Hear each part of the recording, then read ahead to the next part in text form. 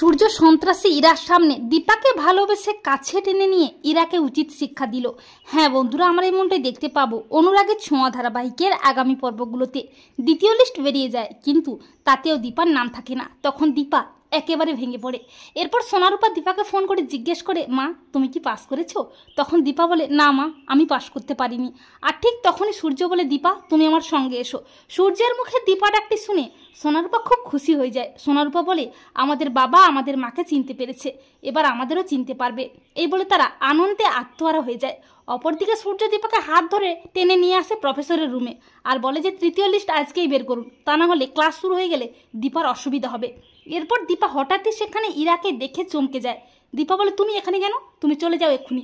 তখন ইরা বলে, আমি আমার স্বামীর কাছাকাছি থাকার জন্য এখানে চাকরির আবেদন নিয়ে এসেছি। ডক্টর সান্যাল দীপা ইরাকে চলে যেতে বলে, কিন্তু ইরা কোনো কথাই শুনতে চায় না। এরপর তৃতীয় লিস্ট বেরিয়ে যায়, কিন্তু তাতেও দীপার নাম থাকে না। তখন দীপা বলে, আমার সব আশা শেষ হয়ে গেল। দীপা কাঁদতে থাকে, আর দীপার কান্না দেখে সূর্য বলে, তুমি কে? তোমার এই চোখ দুটো আমার খুব চেনা। এরপর সূর্য দীপার চোখের জল মুছিয়ে দেয়।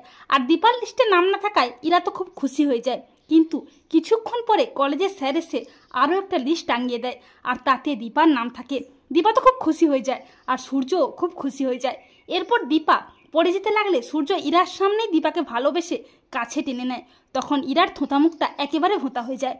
তো বন্ধুরা, তোমরা এটাই চাও তো যে সূর্য যেন ইরাকে উচিত শিক্ষা দিয়ে দীপাকে ভালোবেসে কাছে টেনে নিয়ে ইরাকে বুঝিয়ে দেয় যে দীপার সঙ্গে তার সম্পর্ক জন্ম জন্মান্তরের? কমেন্ট করে এক্ষুনি জানিয়ে দাও তোমাদের মতামতটি।